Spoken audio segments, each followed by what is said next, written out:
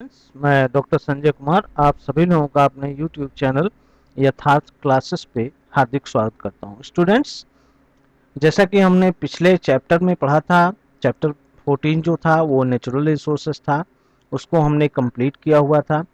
अब ये चैप्टर 15 है, इम्प्रूवमेंट इन फूड रिसोर्सेज।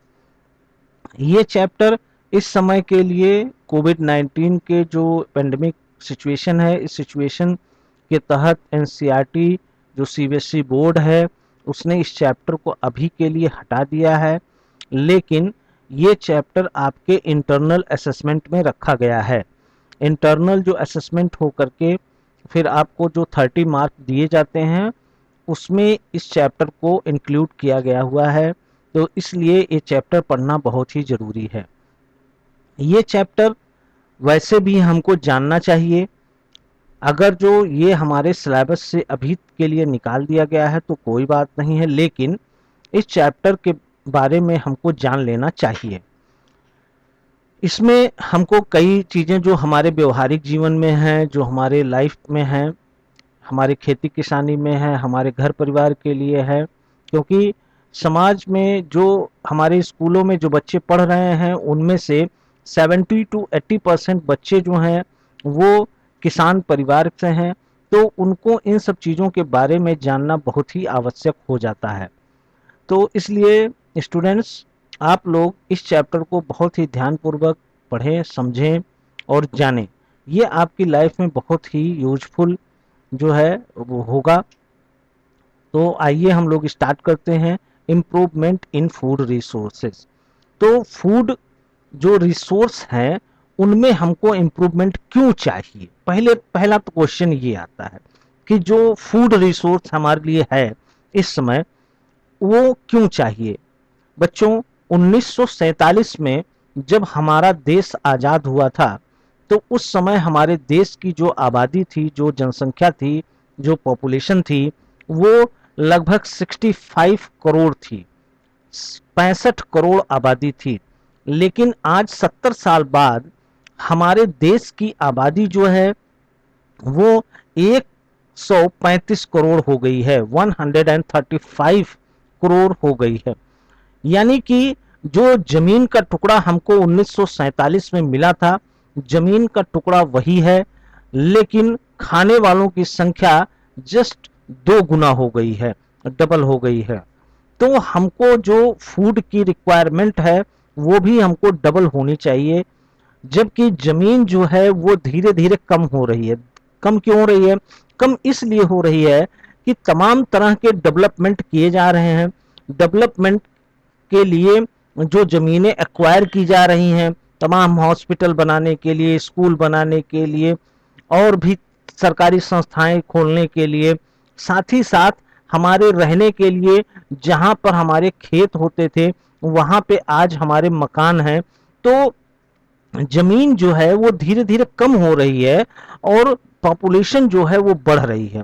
तो पॉपुलेशन बढ़ने की वजह से हमारी जो फूड की रिक्वायरमेंट है वो 2 गुनी 3 गुनी हो गई है। अब इस फूड के रिक्वायरमेंट को हम कैसे इम्प्रूव करते हैं, किस तरह से हम उस कम से कम जगह में अधिक से अधिक उत्पादन कर सकते हैं, इस चैप्टर में हम लोग भली भांति पढ़ेंगे। ठीक है, तो हम लोग आइए पढ़ते हैं। तो सबसे पहले हम लोग बात करते हैं, ये फूड जो है वो हमको क्यों चाहिए, फूड क्यों चाहिए। तो आप लोगों का सिंपल एक जवाब होगा, फूड चाहिए हमको जिंदा रहने के लिए। अगर हमको फूड बहुत लंबे समय तक नहीं मिलता है तो हम लोग बहुत ज़्यादा समय तक नहीं जीवित रह सकते हैं। तो फूड चाहिए हमको एनर्जी के लिए।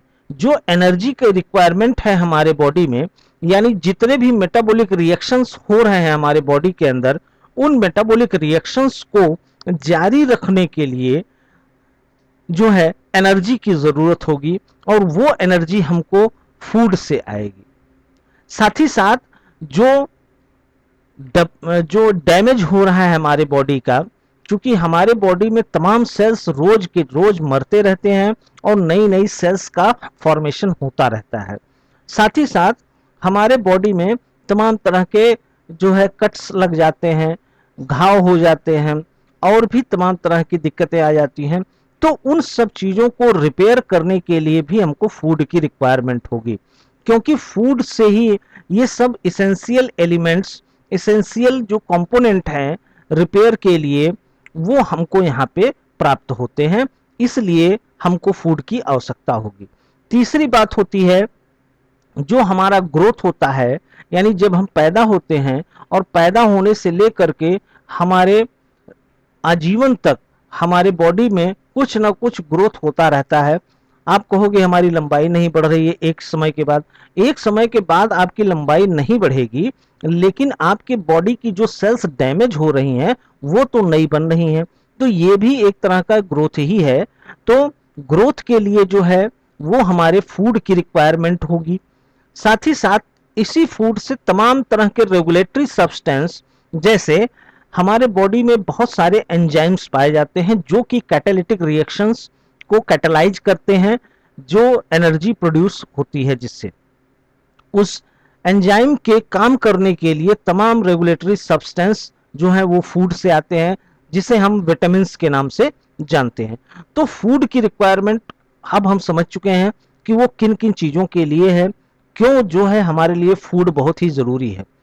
इसीलिए हमको कहा जाता है कि जो हमारी डाइट है वो बैलेंस डाइट होनी चाहिए। बैलेंस डाइट का मतलब होता है कि जो हमारा भोजन है, जो हमारे भोजन की थाली है, उस थाली में प्रॉपर अमाउंट में कार्बोहाइड्रेट, प्रोटीन, फैट और विटामिन्स, मिनरल्स भी होने चाहिए, ताकि हमारे बॉडी में जितनी भी चीज़ों की आवश्यकता है वो सारी आवश्यकताओं की पूर्ति हमारे उस थाली से, भोजन की थाली जो है उस थाली से हो सके। तो हमारे थाली में हर एक चीज पर्याप्त मात्रा में होनी चाहिए। ऐसा नहीं है कि सिर्फ हम प्रोटीन ही खाएं, और ना ही ऐसा है कि हम सिर्फ कार्बोहाइड्रेट से अपना काम चला सकते हैं। उसके लिए हमको वेजिटेबल्स भी लेने होंगे, फ्रूट्स भी लेने होंगे, मीट भी लेना होगा, अंडा भी लेना होगा, और साथ ही साथ चावल, दाल और जो है रोटी भी यूज करनी होगी। तो हमारे फूड में ये सब सारी चीजें एक साथ होनी चाहिए, तभी उसे हम कंप्लीट फूड या कंप्लीट डाइट कहेंगे। अदरवाइज जो हम लोग जंक फूड के रूप में यूज करते हैं, जैसे चाउमीन हो गया, बर्गर हो गया, इन सब जो जंक फूड है, जंक फूड इन्हें इसलिए कहा जाता है क्योंकि इसमें सिर्फ आपके एक कंपोनेंट होते हैं, इनमें बाकी सारे कंपोनेंट नहीं होते हैं। जैसे कि जो चाउमीन, बर्गर या जो भी फास्ट फूड हैं, इन फास्ट फूड में सिर्फ और सिर्फ कार्बोहाइड्रेट की मात्रा होती है, और इसके अलावा किसी भी तरह का विटामिन्स, मिनरल्स, प्रोटीन, ये सारी चीजें नहीं पाई जाती हैं। इसके लिए इसे जंक कहा जाता है। जंक का मतलब होता है कबाड़, यानी जो हम खा रहे हैं, जंक फूड जो खा रहे हैं, वो एक तरह का कबाड़ है, ठीक है, और वो कबाड़ हम अपने पेट में डाल रहे हैं। तो आप समझिए, इस तरह के फूड को हमको अवॉइड करना चाहिए। हमें उन फूड को लेना चाहिए जो फूड जो है हमारे हर एक चीज को, हर एक कंपोनेंट को, हमारे बॉडी में जो रिक्वायर्ड कंपोनेंट है उन सभी कंपोनेंट को फुलफिल करता हो, ठीक है। तो आगे हम लोग देखते हैं कि इसी फूड के प्रोडक्शन के लिए बहुत सारे रेवोल्यूशन हुए, बहुत सारी क्रांतियां हुई। ऐसी क्रांतियां, क्रांति का मतलब यहाँ पे ये हुआ कि जो अचानक से चेंजेज आते हैं, किसी में ड्रास्टिक चेंज जो आ रहा है, उसी को हम क्रांति कहेंगे।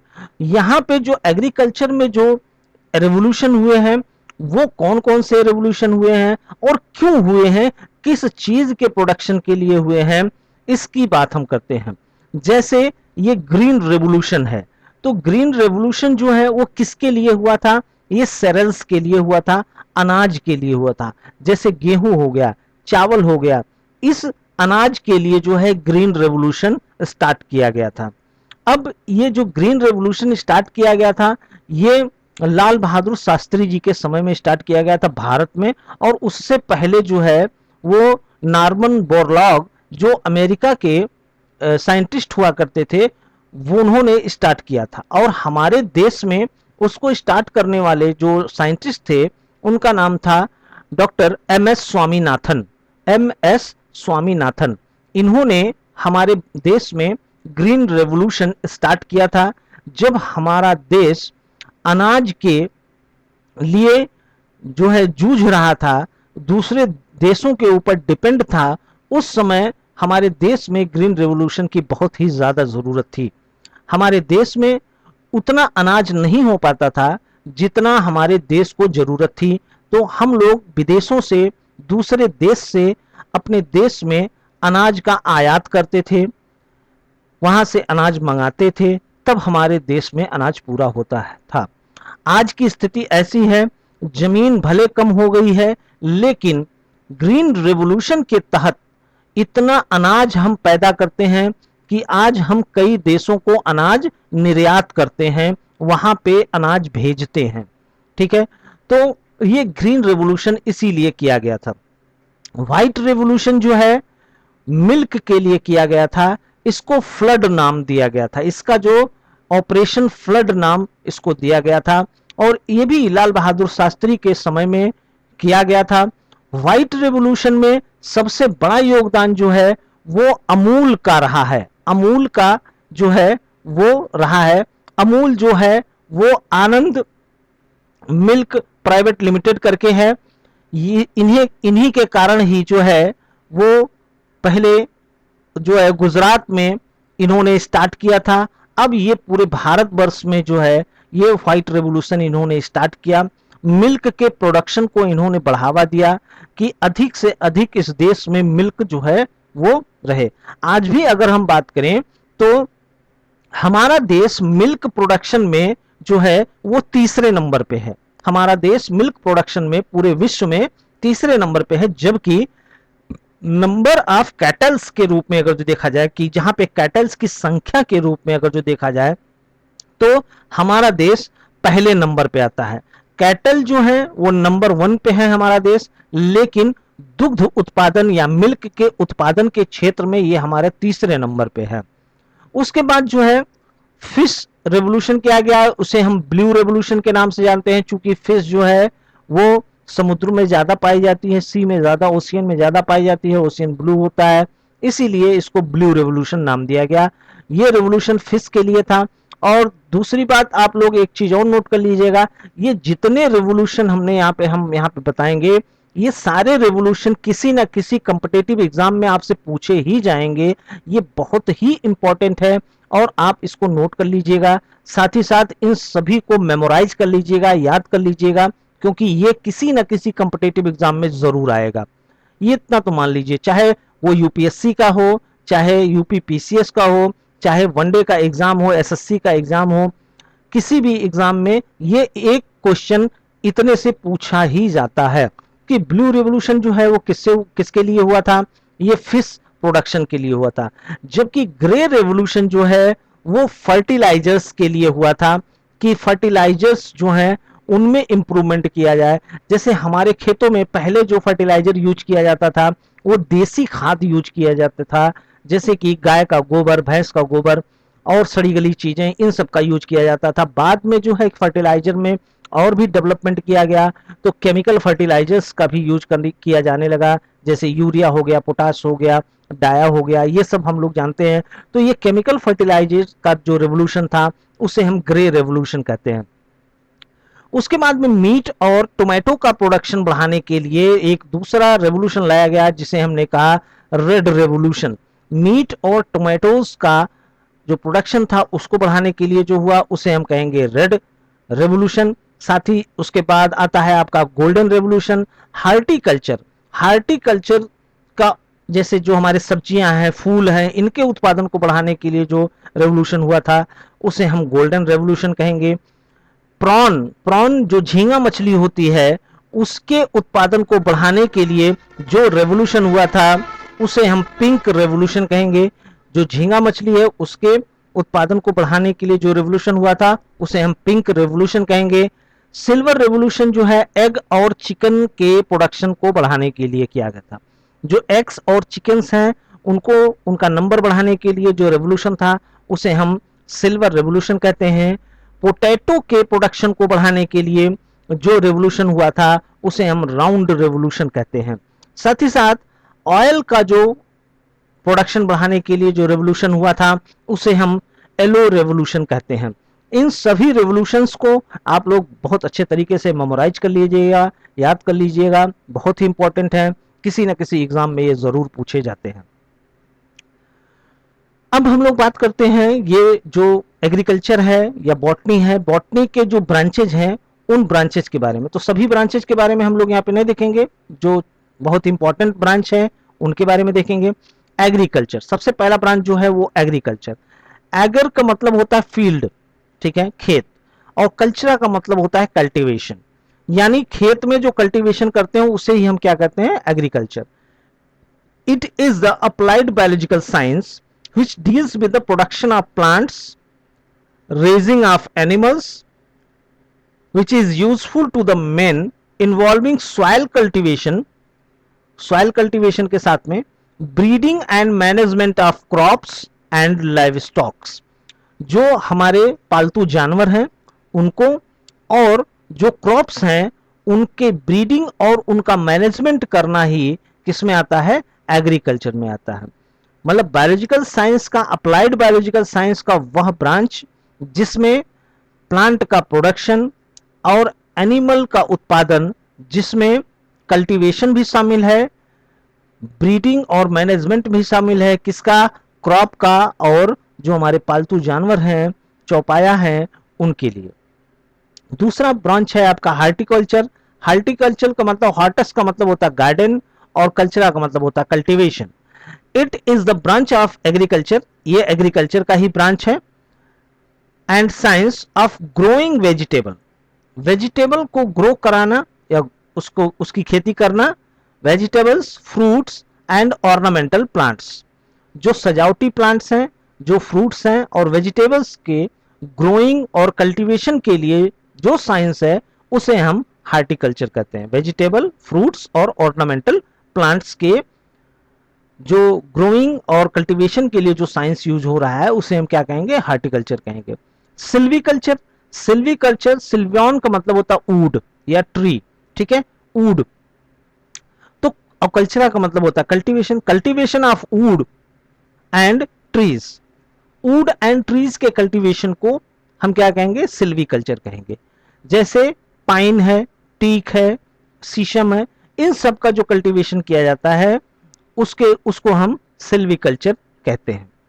इनकी भी बहुत ज़्यादा ज़रूरत है क्योंकि इसका भी हमको बहुत ज़्यादा रिक्वायरमेंट होता है, और इसी के रिक्वायरमेंट के लिए हम बहुत बड़े बड़े जो जंगल हैं हमारे उनको काट रहे हैं, यानी डिफॉरेस्टेशन हो रहा है। तो इसकी ज़रूरत इसलिए है क्योंकि जो जंगल काटे जा चुके हैं कम से कम वहाँ पे फिर वही प्लांट लगाए जा सकें, साथ ही साथ हमारी जो नीड है, जो हमारी ज़रूरत है, उसकी भी पूर्ति होती रहे। उसके बाद हम बात करते हैं जो क्रॉप्स हैं, क्रॉप, उनके सीजन्स के बारे में बात करते हैं। तो अगर जो हम बात करें कि जो क्रॉप होते हैं वो अलग अलग क्लाइमेटिक कंडीशन रिक्वायर करते हैं, अलग अलग क्लाइमेटिक कंडीशन होता है अलग अलग क्रॉप्स के लिए, ठीक है। तो ये कौन से क्लाइमेटिक कंडीशंस होते हैं, क्या होता है, पहला होता है टेम्परेचर। बहुत सारे क्रॉप्स ऐसे होते हैं जो लो टेम्परेचर में ग्रो करते हैं, बहुत सारे क्रॉप ऐसे होते हैं जो हाई टेम्परेचर में ग्रो करते हैं। तो ये भी टेम्परेचर के अकॉर्डिंग भी इनको अलग अलग हम कर सकते हैं।